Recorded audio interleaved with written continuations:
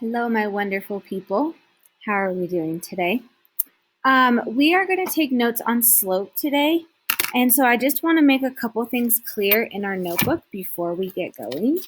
The first thing is if you do not have the domain and range notes yet, that's okay. Just leave one page front and back available before you start taking today's notes. So leave one blank page, so turn a blank page, and then we're going to do today's notes, okay? So just make sure that you leave yourself a blank page there. As always, make sure you put the date. And today we're going to be talking about slope. All about slope. Woohoo! Right? So we're going to start with defining what is slope. Okay, well, the definition of slope is the slant of a straight line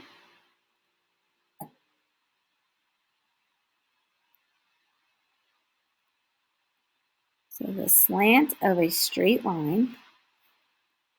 So if it's pretty flat, right, that's the slope of the line, and then the slope can get steeper and steeper and steeper, okay? And then in the equation,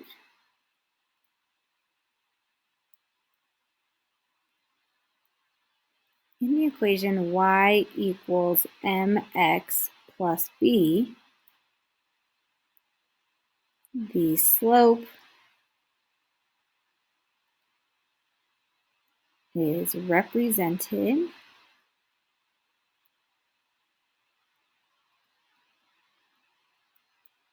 by your m. Okay, so m is your slope. So that's super, super important. We're going to talk about how do you find slope, right? What is slope, all that fun stuff. So we're going to look at this first. So slope, right, equals, and we use this triangle, it's called delta. So delta y over delta x. And what this means is, first of all, let's label some of this stuff. This guy right here, it's just a triangle, but it's actually a Greek letter, and it's a capital delta. And what it means is, it means the change in. So if I'm like reading this to say it, I would say the change in y over the change in x. So it's the change in y over the change in x. So when we think about this, right, the change in y is our up-down values. So that's the difference from up to down, right? So how far vertically are we changing versus the change in x? Well, x values are my horizontal values, so those go this way, right? So how far does it change? So hopefully that makes sense. So let's really talk about what that means in a way that maybe you've heard before. Slope is rise over run. So that's probably the easier way that you've heard. Actually, let's put that over here. So this is the same thing as rise over run. Okay, so how far does the graph rise versus how far does it run? Okay, so then the actual equation that we use to find slope is y2 minus y1 all over x2 minus x1. And in order to know what those mean, you have to have you have to be given 2 points, or you have to find 2 points, right? So when given, 1 point would be x1 comma y1, and then the other point would be x2 comma y2. So remember that the x1, y1 is just your first point, and then x2, y2 is just your second point. The ones and twos are only there to help you distinguish which one's the first point and which one's the second point. So we're just going to review briefly how to solve some of these, find slope, and then we'll be done. So today's lesson is not super long here. We do have a foldable, but you guys will get that in class. Okay, so I'll show you where to leave room in your notebook for the foldable. But let's look at one example. And this example actually has multiple parts. Let's write it down first. So find the slope of the line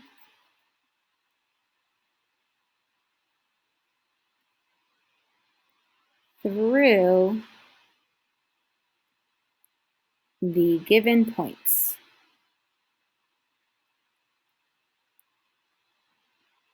Find the slope of the line through the given points. Okay, and we're going to have multiple parts here. So the first set of given points is -2, 0, and 4, 5. Now, it does not matter which one is my x1, y1, and which one is my x2, y2. Okay, I just usually do like the first point listed as my ones, and then the second point listed as my twos, just to keep it organized. But again, it doesn't matter. You can switch those, okay?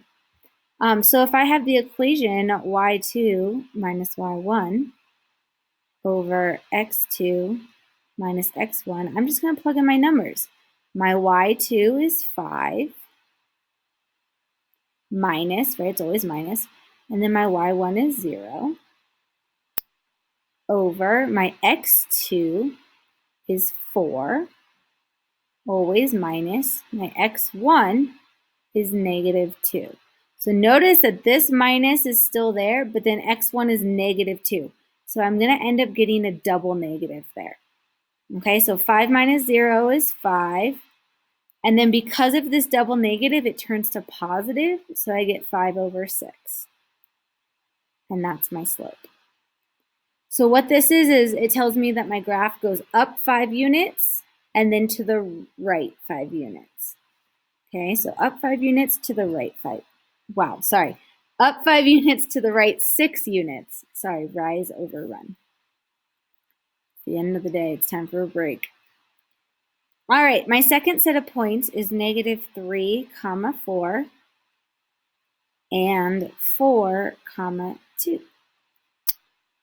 So again, I'm going to write down my y2 minus y1 over x2 minus x1. And I'm going to plug it in. My second y is 2 minus my first y is 4 over my second x is 4 minus my first x is -3. So again, a double negative. 2 minus 4 is -2. And then here, the double negative will get me +7. And there's my slope.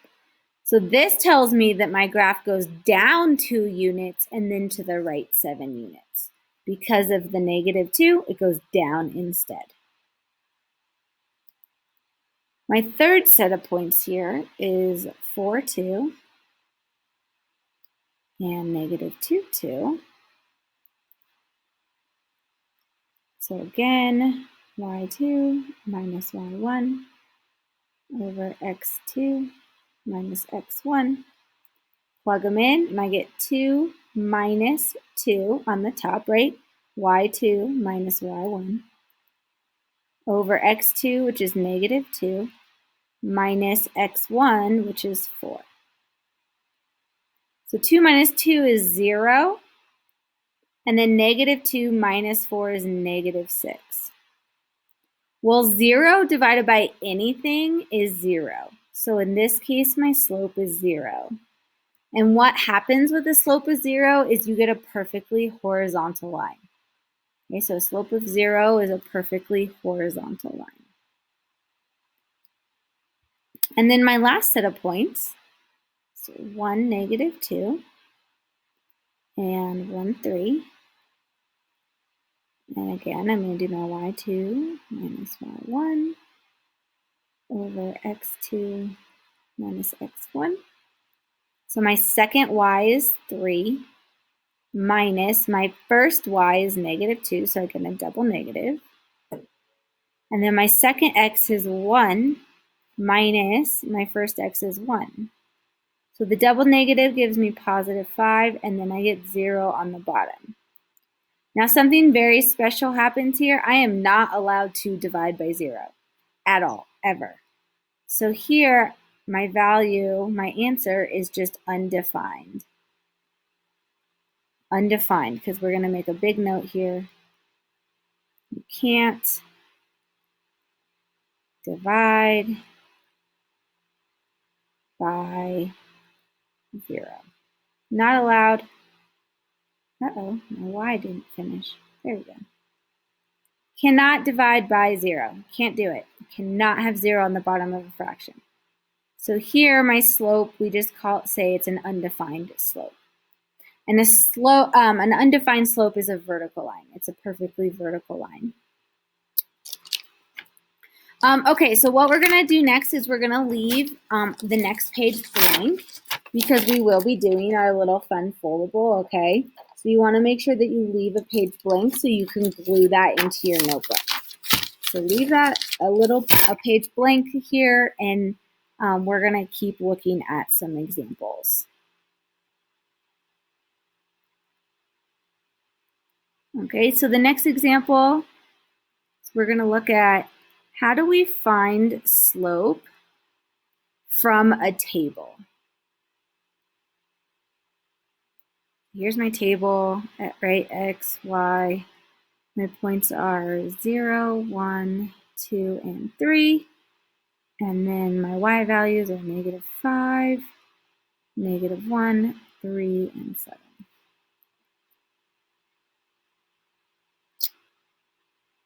Okay, so the trick here is to just pick 2 points. Any 2 points you want. So I'm going to pick this one and this one, just because it's convenient and it's there, right? And I'm going to do y2. So it's the same thing. I just have to pick which 2 points to use. Okay, so in this case, my second y is negative 1 minus my first y is negative 5 over my second x is 1 minus my first x is 0.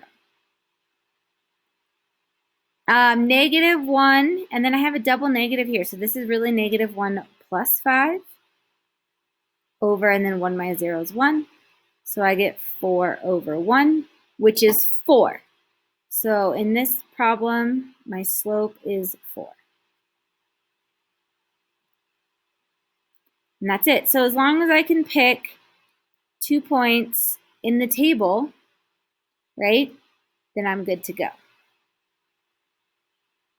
Let's try that again. Find slope.